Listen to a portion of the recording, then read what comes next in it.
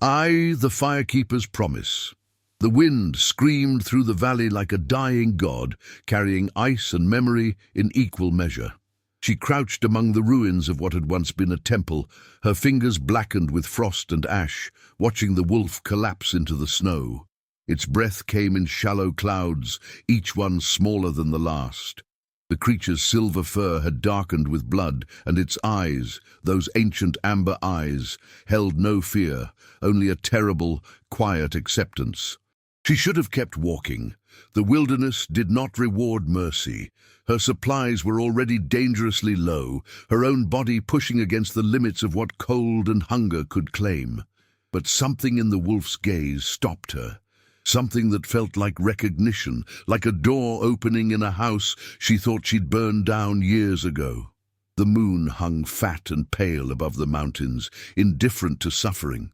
She had learned long ago that the world did not bend to compassion, that softness was a luxury afforded only to those who had never tasted true darkness. Yet here she was, her hands already moving, already gathering the scattered stones that littered the temple floor. The ruins rose around her like broken teeth, remnants of a faith long abandoned. Snow drifted through gaps in the ceiling, settling on altars carved with symbols she could no longer read. Her people had worshipped here once, before the purge, before the burning. Now it was just another hollow place, another graveyard where gods went to die. She worked quickly, methodically, building a low wall of stones to shield the flame from the relentless wind. Her fingers fumbled with cold, but muscle memory guided them. How many fires had she built in her years of exile? How many nights had she spent alone, counting heartbeats in the dark, waiting for a dawn that might never come? From her pack, she retrieved the small vial of herb oil, precious, irreplaceable, and poured a careful measure onto the gathered tinder. The scent rose sharp and green, cutting through the smell of snow and death. It was made from plants that grew only in the southern lowlands, plants her grandmother had taught her to harvest when the world was still kind, when she still had a grandmother, when she still had a world. The flint struck once, twice, 3 times before the spark caught. The flame bloomed small and defiant, a golden rebellion against the night. She fed it carefully, adding dry bark and twigs she'd collected during the day's march, building the fire into something strong enough to endure. The wolf watched her work with those amber eyes, its breathing steadier now but still labored. It made no move to flee or attack, only observed with an intelligence that felt almost human. She'd heard stories of wolves like this. Spirit-touched, some called them. Cursed, said others. Creatures that walked the boundary between beast and something older, something that remembered when the world spoke a different language. She dragged the wolf closer to the fire, ignoring the way its weight made her muscles scream. It was larger than she'd realized, nearly as long as she was tall. Its paws were the size of her hands, claws like curved daggers. Under different circumstances, this animal could have torn her apart. Under different circumstances, she might have let it. The heat began to work its slow magic, and she felt the wolf's body relax incrementally against her. She stayed close, sharing what warmth she could, her own exhaustion pulling at her like chains. Around them, the night deepened. Snow fell in thick curtains, muffling the world into silence. The fire crackled and hissed, throwing shadows that danced across the temple walls like ghosts of the faithful. She thought she might have dozed, though sleep and wakefulness had become difficult to distinguish in recent days. The cold made everything feel distant, dreamlike. But something pulled her back to alertness, a sound, not the wind, not the fire. Footsteps, no, paw steps, multiple sets approaching through the snow. Her hand went instinctively to the knife at her belt, but she was too tired for fighting, too worn down by the endless march of survival. If this was how it ended, at least she wouldn't die alone. At least she'd done one final kindness. But the shapes that emerged from the darkness did not attack. They were wolves, all of them, 10 in total, ranging from massive alphas to younger, leaner hunters. They approached slowly, deliberately, their eyes reflecting the firelight like scattered stars. The injured wolf at her side lifted its head, releasing a low sound. Not quite a whine, not quite a call, but something between. The pack responded. They moved as one organism, circling the fire, and then, impossibly, they began to lie down. First the alphas, their massive bodies creating a barrier against the wind. Then the others, arranging themselves in a protective ring around the flames. Around her, around their fallen companion. She felt tears freeze on her cheeks before she realized she was crying. The wolves' warmth pressed in from all sides, their breathing creating a rhythm that felt like music, like the heartbeat of something much larger than any individual life. They had formed a nest, a sanctuary, a promise made in fur and breath and trust. The injured wolf beside her released a long, shuddering sigh and closed its eyes, not dying, resting, healing, held safe by the warmth she'd given it, surrounded by the family that had come to reclaim what had been lost. She leaned back against the stone wall, feeling the pack's collective heat seep into her bones. For the first time in months, years perhaps, she felt something other than the cold. The fire burned steady through the night, and the wolves did not leave. Dawn would find them still there, breathing as one, a tangle of human and animal, predator and prey, all united by something older than language, something that felt for a moment like hope. The language of wolves. The dawn arrived grey and hesitant, as though uncertain whether it deserved to break through such darkness. She woke to the sound of breathing, 10 sets of lungs rising and falling in unconscious synchrony, and her own breath joining the chorus. The wolves had not moved during the night. Even in sleep, they maintained their protective formation, a living fortress of fur and fang. The fire had burned down to embers, but the stones she'd arranged still held heat, radiating warmth like a beating heart. The injured wolf, she'd begun to think of it as the silver for the color of its coat, lay pressed against her side, its breathing steady and strong. Through the night, the bleeding had stopped. The wolf's body had begun the slow work of healing itself, aided by warmth and the mysterious medicine of pack presence. She moved carefully, not wanting to disturb the fragile peace. Her body ached with the particular pain that came from sleeping on frozen ground, but it was a distant discomfort, dulled by wonder. The largest wolf, the alpha male, she thought, watched her with one amber eye, the other still closed in half-sleep. Its gaze held no threat, only a kind of patient curiosity. In the growing light, she could see them more clearly. Each wolf was a masterwork of muscle and survival, pelts thick with winter fur, scars marking their hides like maps of battles fought and survived.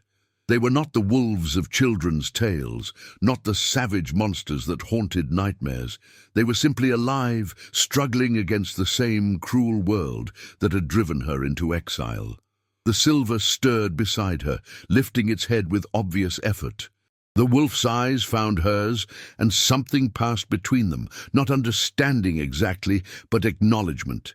"You saved me," those eyes seemed to say. "I remember." The silver's tongue emerged dry and pale and licked her hand. The gesture was so gentle, so deliberate, that she felt fresh tears threaten. She'd forgotten what it felt like to be trusted. One by one, the wolves began to wake, shaking snow from their coats, stretching long bodies into mourning.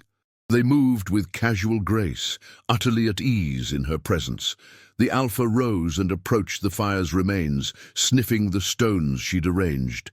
Its massive head turned toward her, and then, incredibly, it lowered itself to the ground, belly exposed, in a gesture of submission.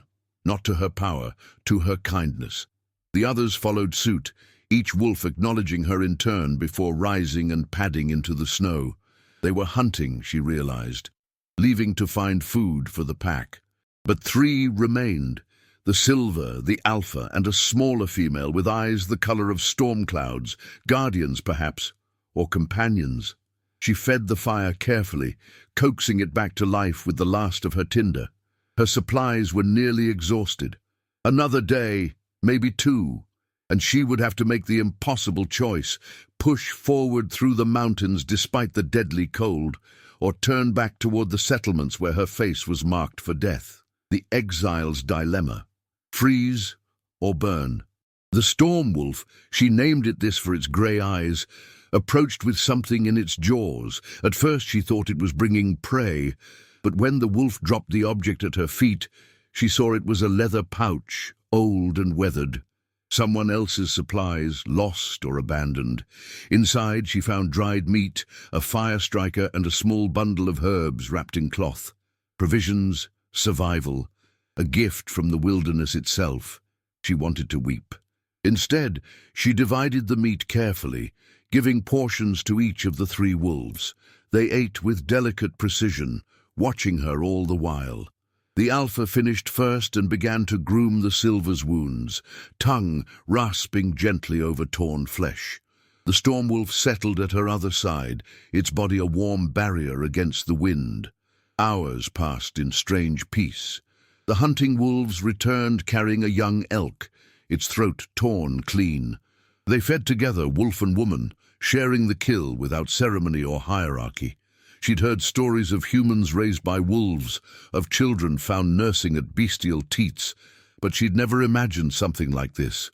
A conscious choice, a mutual agreement. They'd adopted her as fully as she'd saved them. When the meal was finished, the silver rose on shaking legs and tested its weight. Still weak, but recovering.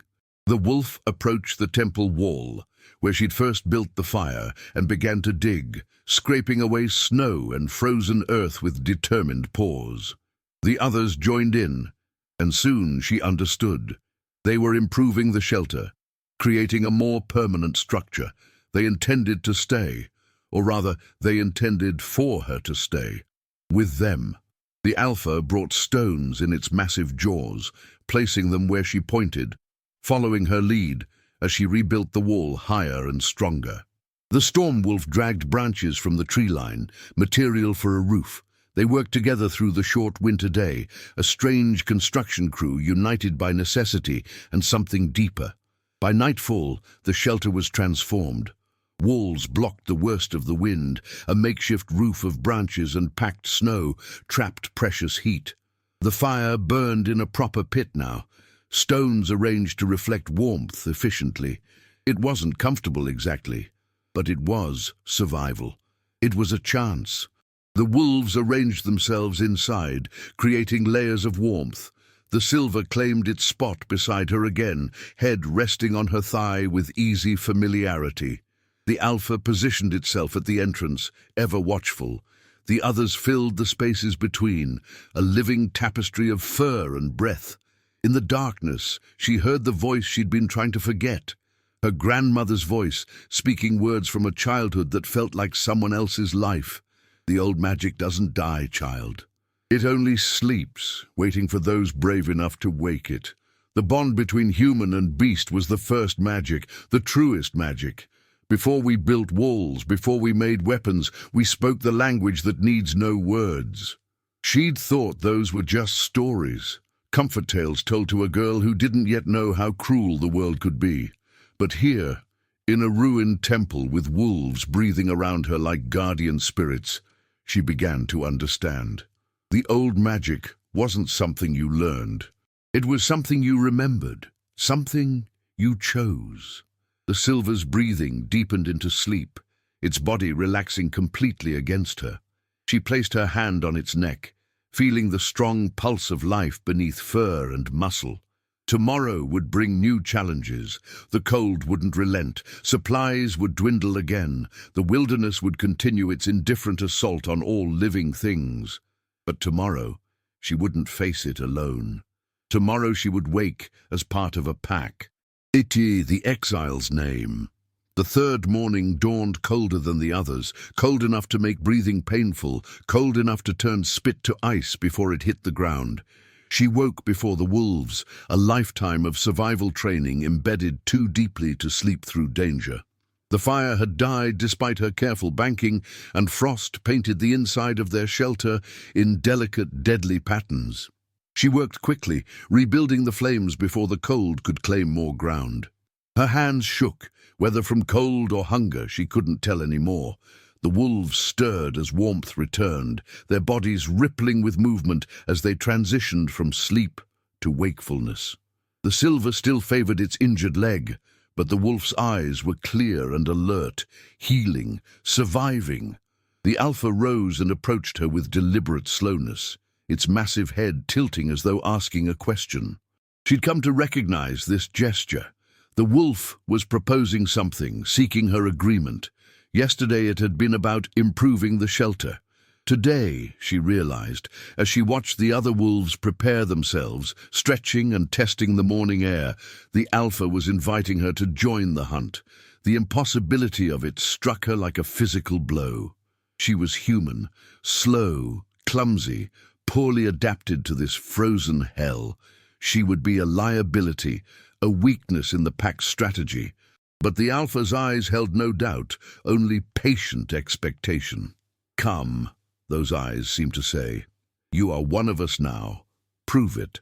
She'd left everything behind when the burning started, her family name, her position, her face painted with the mark of traitor for crimes she'd never committed. They'd taken her identity and replaced it with a single word: exile. But names, she was learning, could be reclaimed. Identities could be rebuilt from different materials. She followed them into the snow. The pack moved with fluid efficiency, spreading into formation with her at the center. She'd expected to trail behind, to watch from a distance, but the wolves had other ideas. The storm wolf stayed at her left, the silver, still healing but determined, at her right. They were guarding her, yes, but also guiding her, teaching her the pack's language through pressure and position. They traveled for hours through terrain that would have killed her alone. The wolves found paths through drifts that seemed impassable, led her around crevasses hidden beneath deceptive snow, alerted her to thin ice over frozen streams. They were reading the landscape in ways she'd never imagined, processing information through senses she didn't possess, but she had her own gifts. When the pack paused to investigate tracks, she recognized the spoor of mountain cats, predators dangerous even to wolves. When they reached a forest of ancient pines, she identified the trees whose bark could be chewed for sustenance, whose sap could seal wounds. The wolves watched her work, learning as she was learning, the exchange of knowledge flowing both directions. The hunt itself was a revelation. They found a small herd of deer sheltering in a valley, and she watched as the pack transformed from individual animals into a single organism of precise, deadly intent.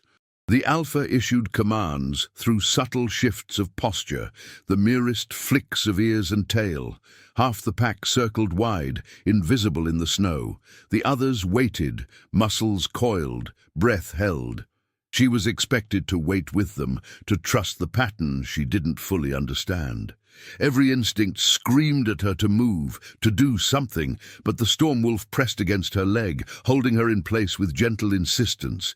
Not yet. Not yet. Not now. The pack erupted into motion, wolves bursting from concealment with coordinated fury. The deer scattered in panic, but the trap had been perfectly laid. The circling wolves drove the herd directly toward the waiting ambush. She saw the alpha's strategy unfold in seconds, target the old buck at the rear, the one whose stride had become uneven with age, the one whose survival was already measured in weeks rather than seasons. Nature was cruel, but it was not wasteful. The kill was quick, efficient.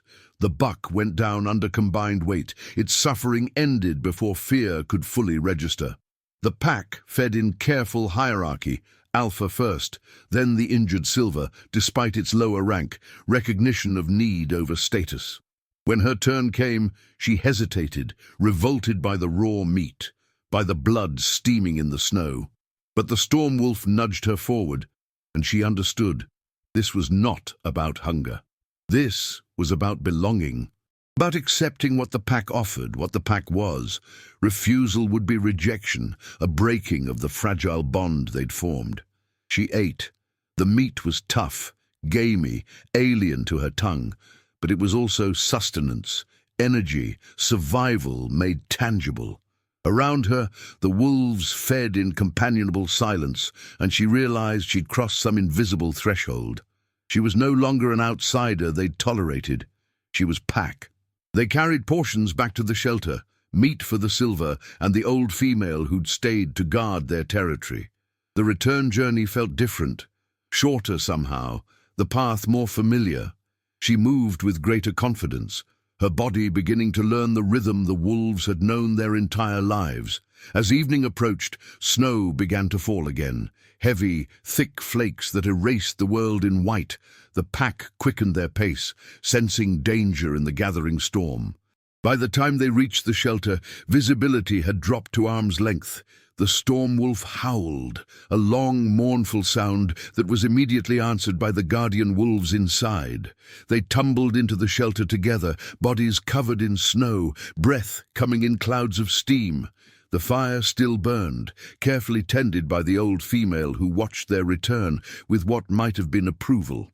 The silver greeted them with obvious relief, tail wagging weakly but enthusiastically.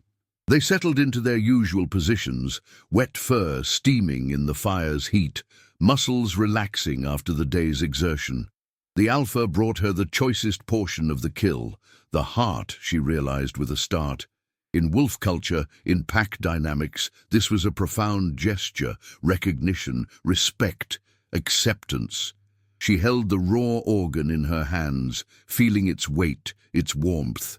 Among her people, she'd been nameless, marked only by shame and exile. But here, in a ruined temple with 10 wolves breathing around her, she'd earned something more valuable than any title her old life could have provided. She'd earned a place. The storm wolf pressed close, and she buried her fingers in its thick fur.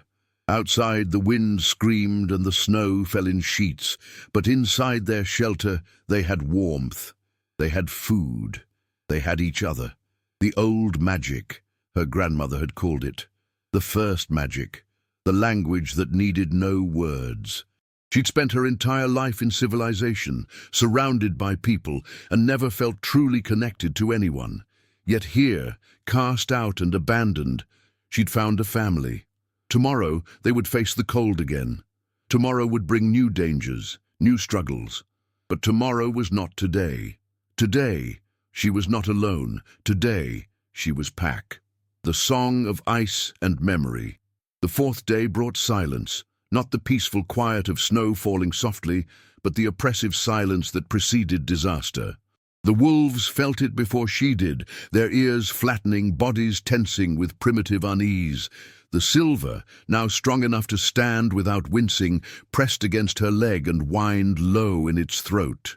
Warning, danger, run. But there was nowhere to run. The storm had been building for 3 days, and now it had reached its terrible crescendo.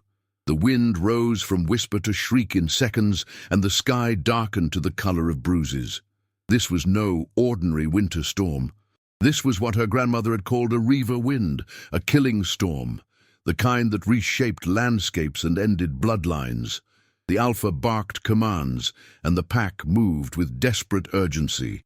They began dragging everything they could find into the shelter, branches, stones, even snow itself, packing it against the walls to create insulation.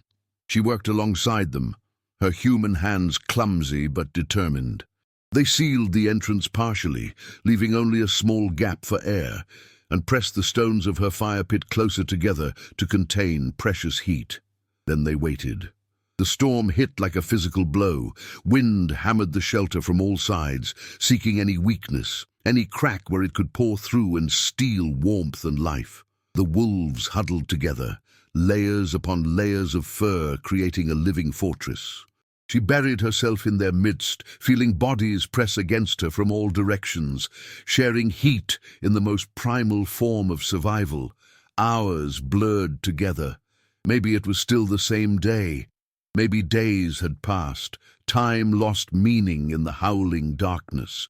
The fire struggled valiantly, but the cold was relentless, sneaking through gaps too small to see, stealing degrees with patient malice. She felt her extremities growing numb, her thoughts slowing like honey in winter. This was how it ended then, not with violence or glory, but with cold, with silence, with sleep that slowly forgot how to wake. The silver sensed her fading and began to lick her face, rough tongue rasping against frozen skin. The other wolves joined in, all of them working to keep her consciousness tethered to life. They repositioned themselves, surrounding her more completely, using their bodies as a cocoon of warmth. The alpha lay across her legs, its massive weight uncomfortable but warming. The storm wolf pressed against her chest, heartbeat steady as a drum. Stay, their actions said. Fight. Live. In the delirium of cold, memories surfaced unbidden. She remembered her grandmother's house, warm and smelling of herbs and bread. She remembered her mother's face before the sickness took her, beautiful and kind. She remembered her brother, laughing as they played in summer fields that seemed impossibly green now, impossibly alive. And she remembered the burning. The soldiers had come at dawn, carrying torches and accusations. Her father had stood at the door, arguing, pleading, demanding proof of crimes he'd never committed. They'd silenced him with steel, efficient and merciless. Her mother had hidden her in the cellar, had whispered the directions to her grandmother's house in the mountains, had kissed her forehead one final time before closing the door and sealing her fate. She'd watched through cracks in the floorboards as they burned her home, watched as everyone she loved disappeared into smoke and screaming. Watched until she couldn't watch anymore, until survival instinct finally overrode grief and shock, until she'd crawled through the cellar's hidden passage and emerged into a world that no longer wanted her. That was 6 years ago. She'd been 13 summers old. The silver whined and licked her face more aggressively, pulling her back from memory's darkness. The wolf's amber eyes held fierce determination. Not yet, those eyes insisted. Not while I breathe. Not while Pack remains. She forced her frozen hands to move, to reach out and grip the silver's fur. The contact anchored her, gave her something solid to hold on to. The wolf pressed closer, sharing precious warmth molecule by molecule. Around them, the others maintained their formation, a barrier against death itself. The storm raged on, but the pack did not break. Sometime in the eternal darkness, it might have been hours or days later, she heard something that didn't belong to the storm, a sound that was not wind or snow or her own labored breathing. Music, faint and distant, but undeniably music. Impossible. They were alone in the mountains, miles from any settlement. Yet the melody persisted, threading through the wind's howl like silver through darkness. It was a song she recognized, though she couldn't remember where she'd heard it before. An old song, a forbidden song, a song from before the burning. The wolves heard it too. Their ears swiveled, tracking the impossible sound. The alpha lifted its massive head, sniffing air thick with ice, and released a low growl that was equal parts warning and recognition. The music grew louder, closer, and with it came light. Not firelight or moonlight, but something older, something that predated human understanding of illumination. Green and gold and silver, it seeped through the gaps in their shelter like liquid starlight. The wolves didn't panic.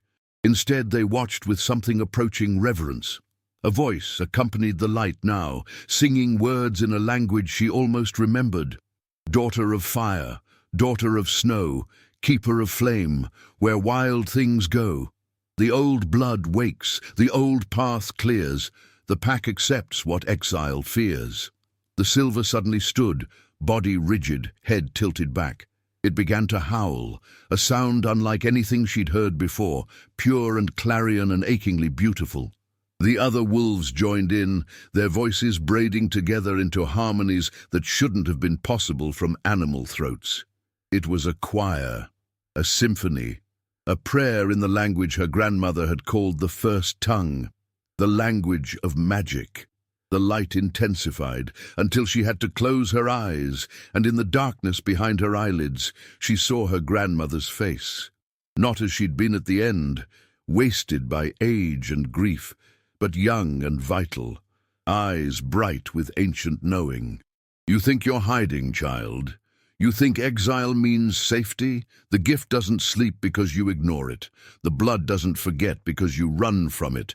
They burned our house, but they could not burn what lives in your marrow, what speaks in your bones, what sings in the space between heartbeats.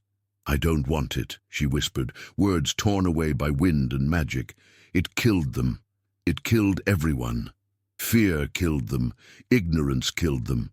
The gift was only their excuse for doing what they'd always wanted to do, eliminate what they couldn't control. But you, granddaughter, you've learned something they never understood. Power without connection is just destruction, but power with pack, with bond, with trust, that's how we change the world. The light faded slowly, the music softening back into wind. The wolves settled around her again, but something had shifted. She could feel it in the air, in the ground beneath them, in the steady beating of 10 hearts synchronized with her own. The storm began to break. By dawn, real dawn, visible and certain, the wind had died to whispers. The pack emerged from the shelter cautiously, testing air that had lost its murderous edge. The world had been transformed. Snow lay in drifts taller than she was, sculpted by wind into fantastic shapes. The sky was clear at last, painfully blue, and the sun felt like an apology from gods who'd forgotten they were supposed to care. The silver stood beside her, strong now, fully healed. The wolf looked at her with those ancient amber eyes, and she knew, had always known really, that there was nothing ordinary about any of this. The wolves were more than wolves. The connection was more than accident. The survival was more than luck. Magic didn't die. It only waited for those brave enough to wake it. The truth in teeth and bone. The days following the great storm revealed the wolves' true nature in increments, like a book whose pages turned themselves when she wasn't watching.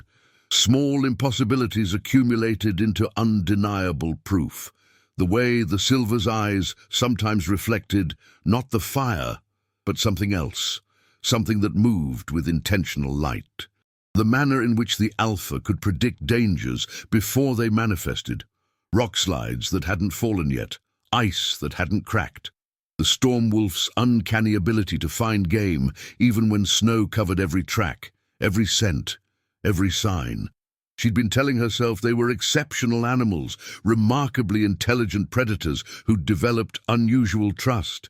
But lies, even comfortable ones, could only be maintained for so long. The truth had teeth, and eventually it bit. It happened on the 7th day. She'd ventured beyond their usual range, drawn by curiosity toward ruins she'd glimpsed from a ridge.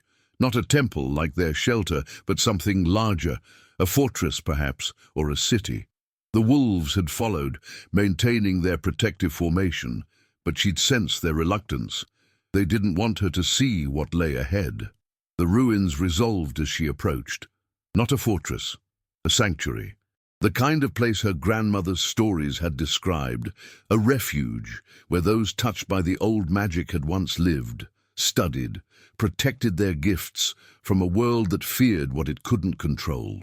Protected until fear had organized itself into armies. The buildings were burned shells, collapsed roofs and shattered walls, but unlike her family's home, unlike her village, these ruins showed signs of something else. Not just human destruction, but a battle fought with forces that left scars in reality itself. Stone melted like wax, metal twisted into impossible shapes. And in the center of the compound, a courtyard where snow refused to fall, where the air shimmered with residual power. She walked through the ghosts of her people's history, feeling the weight of it pressing down like the sky itself might collapse. How many had died here? How many had fought, trying to protect what the world had decided needed burning?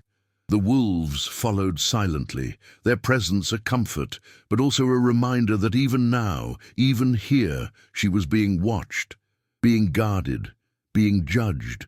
In the courtyard's center stood a stone circle, the kind used for transformations, for the deepest magics.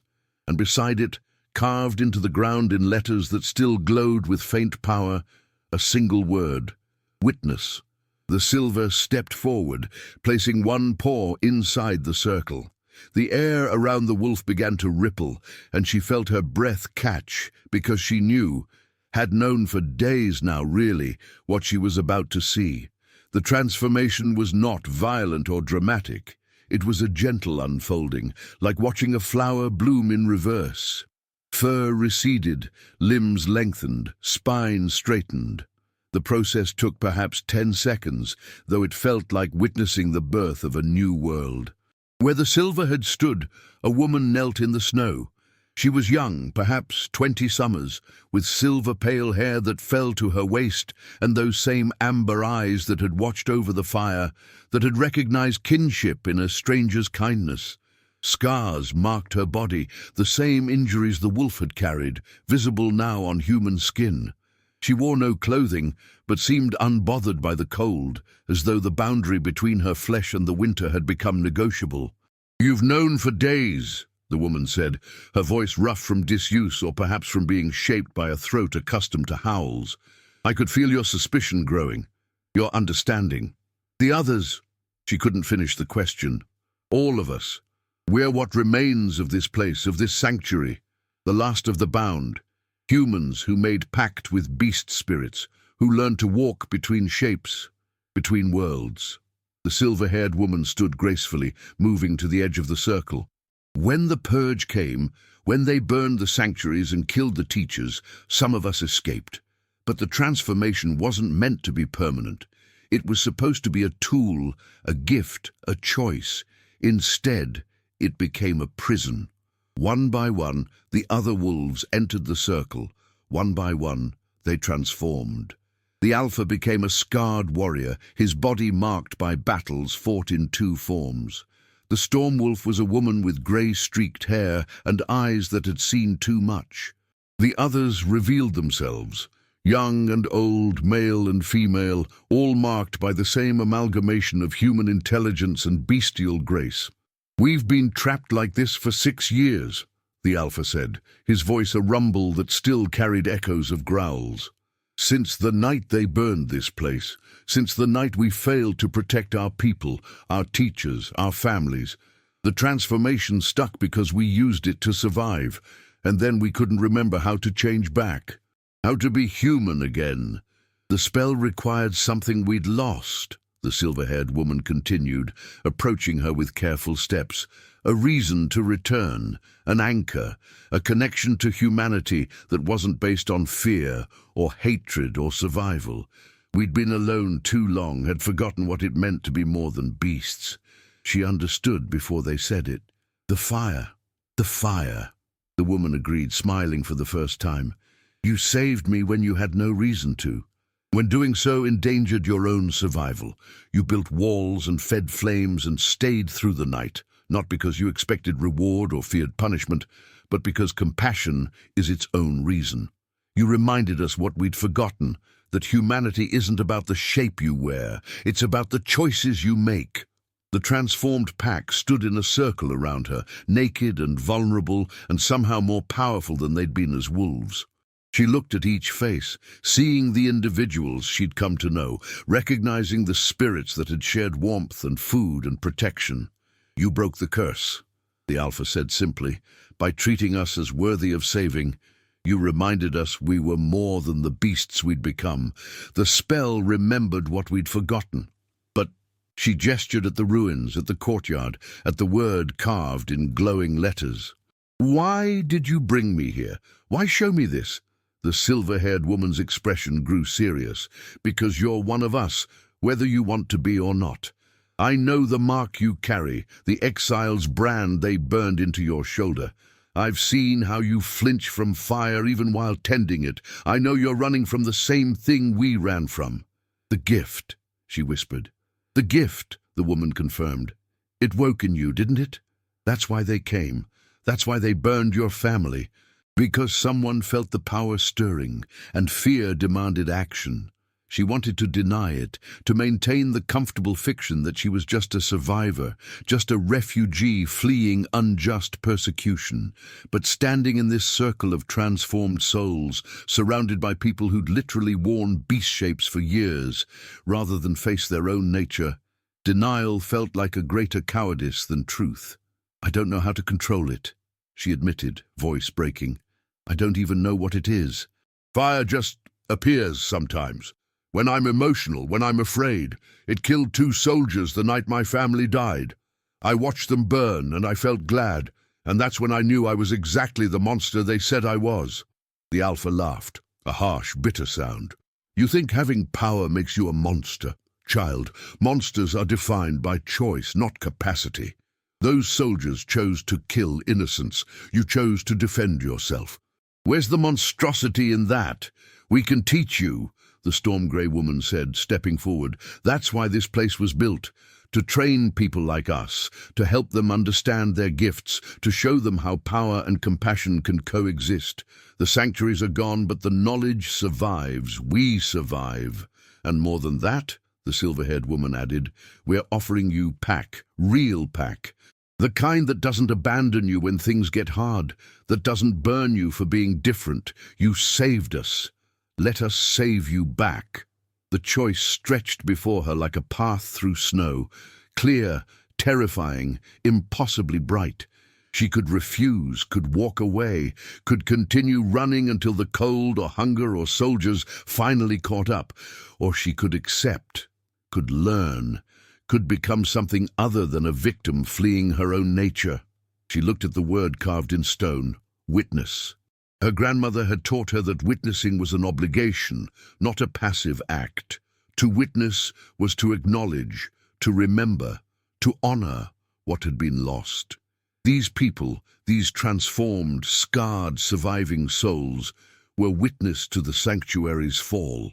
They carried the memory of what had been burned, and now they were offering her the chance to witness something else, what could be built from the ashes. "Teach me," she said, and felt the words reshape her future with each syllable. "Teach me to understand this, to control it, to be more than afraid." The silver-haired woman smiled and extended her hand. "Then welcome, sister. Welcome to the Pack that refuses to die. Welcome to the sanctuary that lives in hearts instead of stones." She took the offered hand, feeling warmth flow between their palms. Human warmth, yes, but also something deeper. Pack warmth. Connection that ran through blood and bone and choice. Above them, the sky remained clear and blue and but cold. For the first time since the burning, she felt something other than winter in her bones. She felt the beginning of spring. The fire within training began that same evening, in the courtyard where transformations had been revealed. The Pack, she still thought of them as such, even in human form, moved with purpose, clearing snow from the stone circle, building a fire in the ancient pattern their teachers had shown them before the burning. "Magic responds to intention," the silver-haired woman explained, her name revealed as Lyra. "But intention without understanding is like striking flint without tinder, all spark and no flame. You need to comprehend what lives inside you before you can direct it." The Alpha, whose human name was Torren, crouched beside her as she sat within the circle. His battle-scarred face was gentler than his wolf form suggested, marked by a patience that came from having survived the unsurvivable. "Close your eyes," he instructed. "Forget about fire for a moment. Forget about power. Instead, feel your heartbeat. Focus on that rhythm. That's where it starts, not in your hands or your mind, but in the core of you, the place where body and spirit meet." She obeyed, letting the world fall away until only the steady thump-thump of her heart remained. It was harder than it should have been. Her mind kept racing, cataloguing dangers, planning escapes, unable to fully surrender to the present moment. "You're still running," Lyra observed. "Even sitting still, you're running. That's the first thing we have to change." The storm-grey woman, Kessa, began to sing. Not the eerie melody from the storm, but something simpler. A lullaby, maybe, or a working song. The others joined in, their voices creating harmonies that seemed to bypass her ears and resonate directly in her bones. The sound was grounding, anchoring, impossible to ignore. Her heartbeat slowed, synchronizing with the rhythm of the song. The tension in her shoulders began to ease. The cataloguing stopped. "Good," Torrin murmured. "Now, keeping that calm, I want you to remember the night your family died. I know it's hard, but this is necessary. We need to find the moment when the power first woke."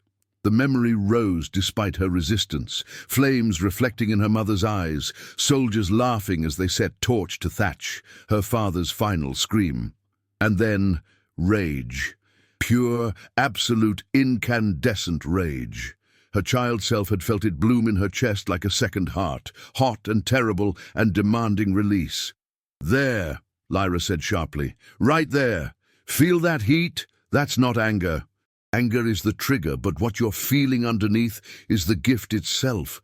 It's been waiting your entire life, dormant, patient. The trauma just gave it permission to wake."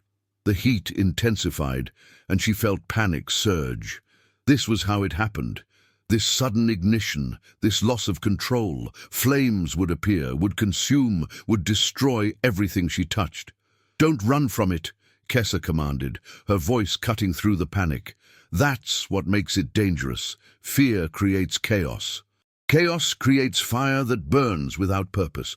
But if you stay present, if you accept it as part of yourself, it becomes something you can shape." "How?" The word came out strangled, desperate. "By understanding what it wants," Torrin said. "Power isn't mindless. It has intention, direction, purpose. Your gift wants to protect, that's its nature. Fire guards the cave, wards off predators, keeps the pack warm. It's not inherently destructive, it's inherently defensive. But when you're afraid, when you reject it, the defense becomes indiscriminate." The heat continued to build, and she felt her hands beginning to shake. Smoke rose from her palms, not yet flame, but close, so dangerously close. "Don't push it down," Lyra instructed, "and don't let it explode outward. Instead, imagine you're holding water in cupped hands. The water wants to flow, needs to flow, but you can guide where it goes. Shape the heat the same way. Let it exist without letting it control you." She tried, visualizing the heat as liquid light pooling in her palms. The smoke thickened, and flame appeared, small tongues of fire dancing across her skin. It didn't hurt. That was the shocking part. The flames that had terrified her for 6 years, that had killed soldiers and haunted her dreams, felt warm against her flesh, but not burning, not consuming. "Because it's yours," Kessa said, reading her expression. "A smith doesn't fear the forge. A firekeeper doesn't dread the hearth. The flame knows you, recognizes you. It only burns what you tell it to burn." The fire grew brighter, stronger, responding to her growing confidence. She shaped it, coaxed it into different forms, a sphere, a spiral, a crown of light that hovered above her palms. The pack watched with approving silence, their presence a net beneath a trapeze walker, ready to catch, but trusting her to balance. "Now the hard part," Torrin said. "Put it out." That was harder than summoning had been. The fire wanted to exist, to dance, to continue its bright rebellion against the darkness. But she remembered the courtyard, remembered the ruins, remembered what happened when power ran unchecked. Gently, firmly, she withdrew the intention that fed the flames. The fire dimmed, flickered, and finally vanished, leaving only wisps of smoke and the smell of ozone. She opened her eyes to find the pack transformed back into wolves, sitting in a circle around her with expressions that might have been pride. Lyra, still human, smiled and placed a hand on her shoulder. "You did in minutes what took some of us months," she said. "The gift is strong in you, stronger than you know. But that's good. The world needs people like us, people who can stand against the burning." "The soldiers are still hunting people with gifts," she said, exhaustion making her voice rough. "The purge didn't end 6 years ago. It's still happening." "We know," Torrin said, human again, apparently having shifted just to speak. We've been tracking the hunts, saving who we can, but we're only 10 and they're an army. We need more. We need to rebuild what was burned. A new sanctuary, Kessa added, but not built of stone this time, built of connections.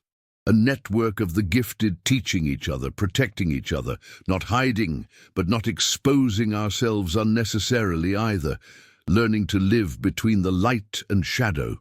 She looked around the circle of faces, human and wolf, scarred and whole, each one a survivor of the same terror that had stolen her childhood.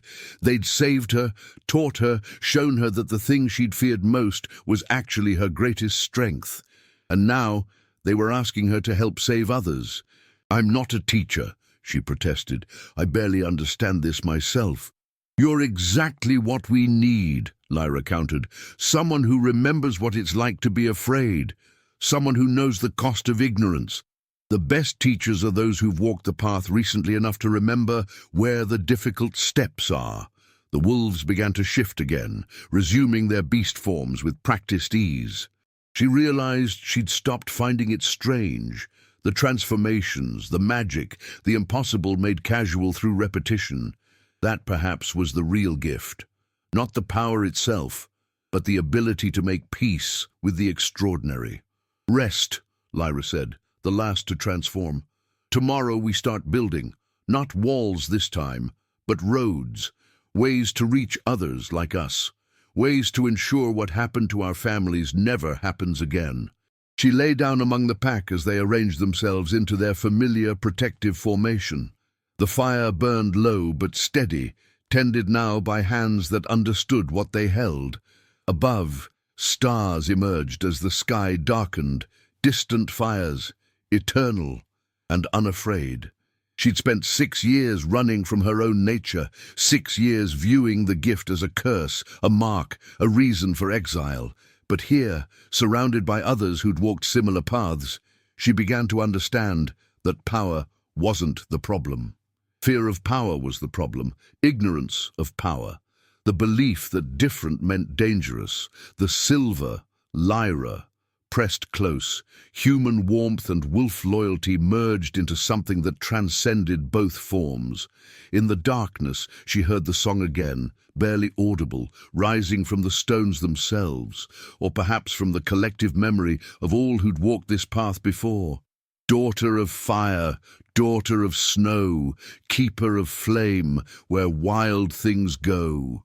The old blood wakes, the old path clears, the pack accepts what exile fears." She was no longer an exile. She was pack. She was firekeeper. She was witness to what had been burned and architect of what would rise from the ashes. Tomorrow they would begin the work of rebuilding. Tonight she simply breathed, surrounded by the warmth of belonging, and let herself believe that maybe, just maybe, the story didn't have to end in burning. Maybe this time, fire would be what saved the world. The road between forms. 2 months passed, like water finding its course, carving new channels through terrain that had seemed impassable. The sanctuary courtyard became their training ground, their home, their fortress, against a world that had declared them extinct. She learned not just to summon fire, but to shape it, to use it as tool and weapon and, occasionally, art. Lyra taught her to see flame as language, communicating through color and intensity and pattern. Torrin showed her combat applications, how to use heat as distraction, light as blinding, targeted burns as deterrent without killing. But the most important lessons came from Kessa, who taught her the hardest magic of all, restraint. "Power wants to be used," Kessa explained during a particularly difficult session. "It's seductive that way. You feel that heat building, and part of you thinks, why not? Why not let it out? Why not show the world what you can do? But that's how you become the thing they fear. That's how the monster becomes real." She'd failed that day's exercise, lost control, and scorched a 10-foot circle of stone black before regaining composure. The shame had been worse than the exhaustion. But Kessa had simply nodded, said, "Again," and they'd continued. The pack dynamics shifted as she integrated fully. She'd worried that learning the truth, that they were human, that the wolves were masks they wore, would break the connection somehow. Instead, it deepened. She saw Torrin's strategic mind behind the Alpha's protective instincts, recognized Lyra's curiosity in the Silver's quick intelligence, understood Kessa's patience in the Storm Wolf's calm presence. They taught her the transformation eventually. It wasn't something she needed. Her gift was fire, not form-changing, but they insisted she understand the process, the theory behind walking between shapes. "It's about identity," Lyra explained, sitting beside her in the courtyard at dawn. "What makes you yourself? Is it your body, your thoughts, your memories?" The Bound learned that identity is more fluid than most people believe. We're not human wearing wolf shapes or wolves pretending to be human. We're both, simultaneously. The space between is where we actually live. She tried to imagine it, being both herself and something else, holding two forms in one consciousness. The concept made her dizzy. "Don't try too hard," Torrin advised, appearing from his morning patrol. "It's not something you think your way into, it's something you feel. Like your fire. You don't calculate when to summon flame. You just intend it, will it, know it." But feeling was precisely her problem. She'd spent 6 years teaching herself not to feel, suppressing emotion to avoid accidental immolation. Now, they wanted her to open those gates, to trust herself with the flood. It was terrifying, it was necessary, it was the only path forward. The breakthrough came unexpectedly, on a night when they'd ventured down the mountain to scout for others. They'd heard rumors of a young boy manifesting gifts in a village 2 days' travel away, and Torrin wanted to reach him before the soldiers did. They moved in wolf form for speed and stealth, she riding on Torrin's massive back, fingers buried in his thick fur. The journey was peaceful until they crested a ridge and saw smoke on the horizon. Not cooking fires or hearth smoke. The specific, terrible smoke of a building burning with people inside. They were too late. She felt the rage ignite in her chest, that familiar second heart beating fire instead of blood. But this time, instead of pushing it down or letting it explode, she held it, shaped it, directed it into a single point of absolute intention. Find them, save them, burn what needs burning. The transformation shouldn't have been possible. She had no training in it, no beast-spirit bond, no years of practice. But in that moment, rage and compassion and fire merged into something that transcended normal limitations. The world lurched sideways. Her body reshaped itself, not into wolf, but into something else. Something that hadn't existed before. She felt her form expand, compress, restructure, pain and ecstasy braided together until she couldn't distinguish one from the other. When the transformation completed, she stood on 4 legs, but they weren't a wolf's legs. Her body was larger than any natural animal, covered not in fur, but in scales that glowed like banked coals. When she exhaled, smoke emerged. When she opened her mouth, firelight illuminated fangs that could tear steel. The pack stared at her in shocked recognition. Lyra, in human form, whispered a single word: dragon. Not a true dragon, those were myth, legend, impossibility, but something that remembered what dragons had been, that carried their essence in blood and bone. A firekeeper who'd learned to wear flame as flesh. She didn't question it, didn't pause to wonder. The village was burning, people were dying. That was the only truth that mattered. She launched herself down the mountain, moving with speed that shouldn't have been possible, power that should have been legend. The pack raced behind her, maintaining formation even as shock and awe competed on their transformed faces. The soldiers saw her coming and tried to flee. She let them. They weren't her target. The burning building was. She crashed through walls like they were paper, her fire-touched form immune to heat, to smoke, to the collapse of burning timber. Inside, she found them, a family cowering in the corner, the young boy clutching his parents, all 3 knowing they were about to die. She couldn't speak in this form, but she could act. She bent low, offering her back, and the family understood. They climbed onto her scaled form, holding tight as she carried them back through the flames, through the smoke into clear air and survival.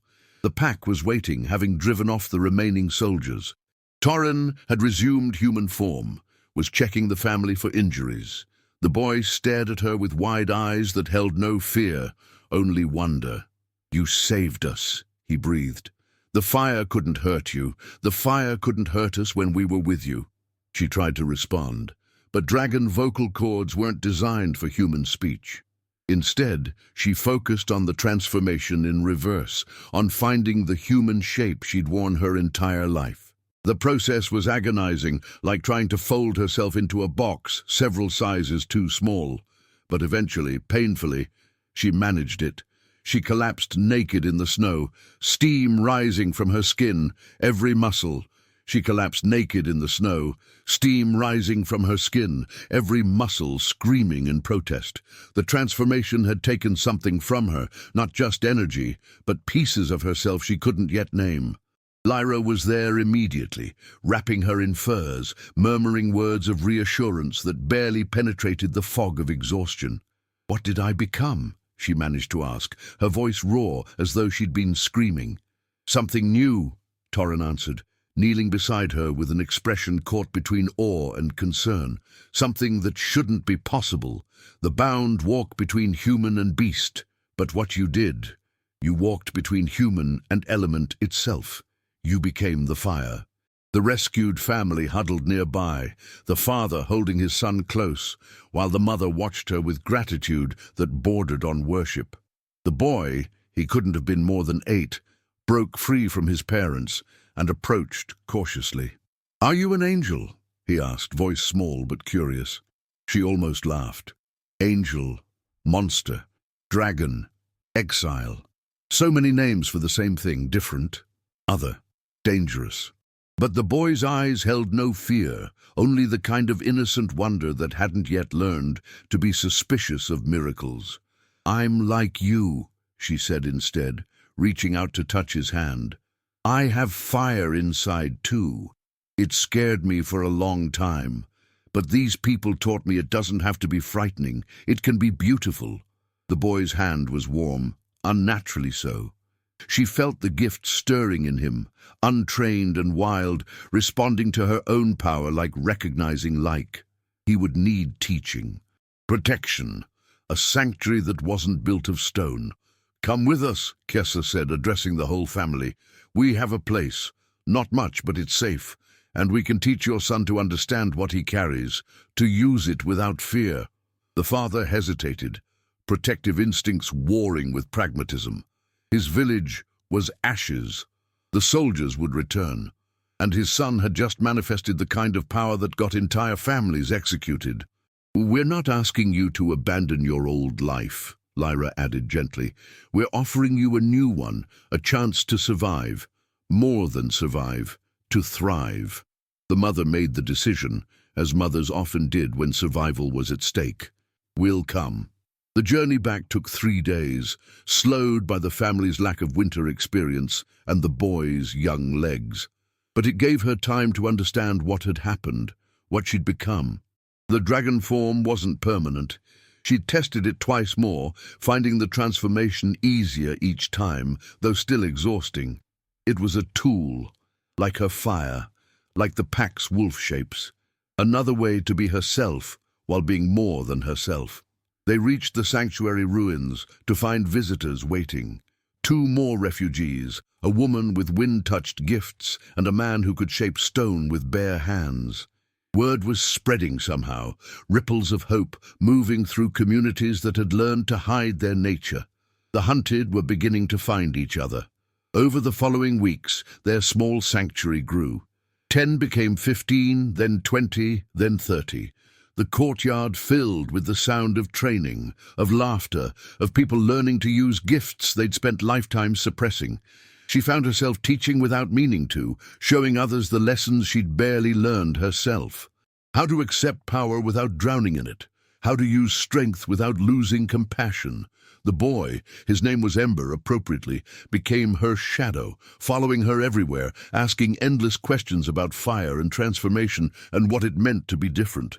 She saw her younger self in him, the child who'd watched her world burn and decided the flames made her monstrous.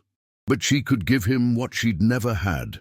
Teachers who understood, a community that accepted, proof that different didn't have to mean alone. One evening, as snow fell soft and silent over the ruins, Torren called them all together. The pack and the refugees, the teachers and the students, everyone who'd found sanctuary in this place that refused to stay dead. "We can't hide forever," he said, his voice carrying across the courtyard. "The soldiers are getting bolder. They're burning villages on suspicion now, killing families because someone reported a child who could make flowers grow in winter, or a woman who could heal with touch. Fear is spreading faster than we can counter it." "So what do we do?" the Stone Shaper asked. "Fight? No," Lyra answered. "We do something harder. We show them we're not monsters. We save people, gifted and ungifted alike. We become the thing they can't ignore, can't dismiss as evil. We become necessary." The plan was audacious, dangerous, likely to get them all killed, but it was also the only path forward that didn't end in extinction or eternal hiding. They would reveal themselves gradually, carefully, using their gifts to help rather than harm. Rescue missions, healings, infrastructure projects in struggling villages, small miracles that accumulated into undeniable proof that power could serve rather than destroy. It was a gamble, but then again, survival always was. She looked around the circle of faces, human and transformed, young and old, all of them marked by the same choice, to accept what they were and use it to build rather than burn. Ember sat beside her, small hand gripping hers with absolute trust. The pack surrounded her in their wolf forms, warmth and loyalty made tangible. 6 months ago she'd been alone, exiled, convinced the fire inside her was a curse. Now she stood at the center of a growing community, teaching others the lessons she'd barely learned, building the sanctuary that existed not in stone, but in connection. The old magic hadn't died. It had only been sleeping, waiting for those brave enough to wake it. And now it was awake, spreading through the mountains, like spring after endless winter, carrying with it the promise that different didn't have to mean dangerous. That power could wear compassion's face. That fire could be what saved the world. The dawn of all things spring came to the mountains slowly, reluctantly, as though winter itself resisted the changing season. But it came nonetheless, melting snow revealing paths long hidden, coaxing green from ground that had seemed permanently frozen. The sanctuary transformed with it, evolving from desperate refuge into something that resembled actual community. They'd rescued 43 people by the time the thaw arrived. 43 individuals with gifts ranging from subtle to spectacular, each one convinced they were the only monster in a world of normal people. Each one discovering they were neither monster nor alone. The courtyard that had once echoed with emptiness now rang with voices, with training exercises, with the particular chaos of children learning to control powers that terrified their parents. She'd stopped thinking of herself as nameless. The pack had given her a title, half joke and half reverence, Firekeeper, the one who tended flames, who taught others to hold heat without burning. It wasn't a name exactly, but it was identity. It was purpose. It was enough.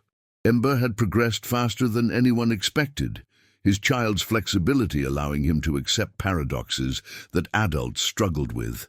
Fire could be both dangerous and safe.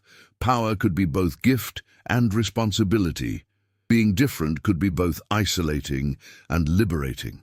He'd achieved his first controlled manifestation 3 weeks after their arrival, a small flame dancing in his palm, warm but not burning, beautiful and utterly his. She'd cried watching it, remembering the 6 years she'd spent running from the same power this child was learning to embrace. The soldiers came on the first day of true spring, when ice had finally retreated enough to make the mountain passes navigable. 50 of them, armored and armed, led by a commander whose reputation preceded him, Gareth the Cleanser, who'd personally overseen the burning of 6 sanctuaries and boasted that he could smell magic like rot. They surrounded the ruins at dawn, expecting to find perhaps a dozen refugees huddled in makeshift shelter. Instead, they found a village. Torren met them at the courtyard entrance, human-formed and unarmed, flanked by Lyra and Kessa.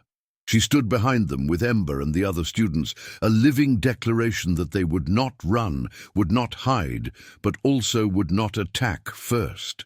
"You're trespassing on sacred ground," Torren said calmly, though she could see the tension in his shoulders, the way his hands flexed as though remembering claws. Gareth laughed, a cold sound that held no humor. "Sacred ground for abominations, perhaps. This place was cleansed 6 years ago. Clearly we didn't burn it thoroughly enough." "We've harmed no one," Lyra countered. "We've saved 17 villages from avalanches this winter, healed 43 cases of snow fever, rebuilt structures in 7 communities. Ask anyone in these mountains. We've been helping, not hurting." "Magic is harm," Gareth spat. "Its very existence is corruption. You think yourselves saviors? You're plague carriers who don't realize you're diseased."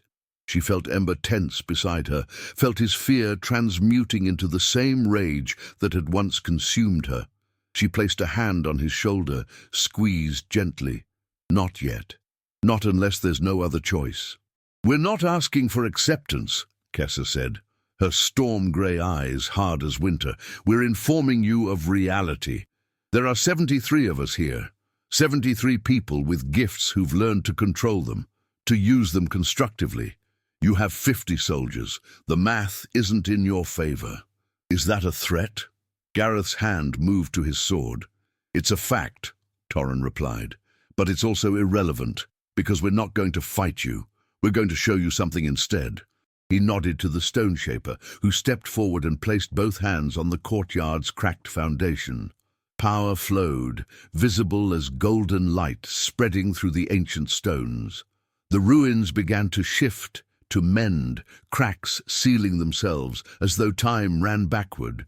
Within minutes, the destroyed temple had restored itself, not to its original grandeur, but to something functional, something whole. "Destruction is easy," Lyra said into the shocked silence. "Any fool with a torch can burn.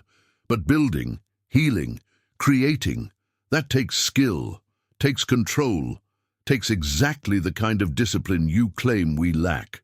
Gareth stared at the restored temple, his expression cycling through shock, anger, and something that might have been uncertainty. "Tricks, deception. Then test us," she heard herself say, stepping forward past the protective line of her teachers. Ember tried to follow, but she shook her head gently. This was hers to do. "Give us a task, something that requires power, but serves rather than harms. If we fail, you can burn this place properly, but if we succeed, you leave and spread word that not all magic is monstrous." "And why would I make such a bargain?" "Because refusing proves you're more afraid of being wrong than of our power," she answered. "Proves you'd rather kill innocents than admit your crusade might be built on fear instead of truth." The challenge hung in the air like smoke. Around the courtyard, soldiers shifted uncertainly. These were men who'd signed up to fight monsters, not refugees, not children, not people offering to help rather than harm. Gareth's jaw worked as he struggled with pride, doctrine, and doubt. Finally, "Fine. There's a village 5 leagues north. Rockslide buried half of it last week. 12 people trapped in collapsed buildings, presumed dead but not confirmed. If your gifts are so useful, save them." It was a trap, obviously. Either the people were already dead and he could claim they'd failed, or they'd succeed and he'd find some reason to declare it deception. But she also heard the slight waver in his voice, the way uncertainty had begun eroding certainty's edges. "We'll need 3 hours," Torren said, "and you'll accompany us. Watch everything we do. Verify the results yourself." They moved as a group, 10 of the sanctuary's strongest, plus Gareth and 5 of his soldiers as witnesses. She transformed mid-journey, finding the dragon form easier each time, letting the pack ride on her back while her scales radiated heat that cut through the morning chill. The soldiers watched with obvious terror, but they also didn't attack. The village was worse than described. The rockslide had been massive, burying not just buildings but people in tons of stone and ice. No normal rescue could reach the trapped in time. But they weren't normal.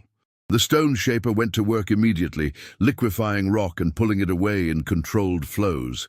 The wind-touched woman cleared air pockets, ensuring oxygen reached anyone still alive. Healers stood ready, and she provided warmth, melting ice without burning, creating a barrier of heat that prevented hypothermia in the exposed survivors. They worked for 2 hours straight, power flowing in coordinated effort that bordered on beautiful. And one by one, they pulled people from the rubble. Not 12, 17, more than even the village had known, were missing, all alive. She watched Gareth's face as they worked, saw the careful documentation, the whispered conversations with his men, saw the moment when certainty cracked and fell away, revealing the uncertainty beneath. He'd built his identity on hunting monsters. But what happened when the monsters turned out to be people?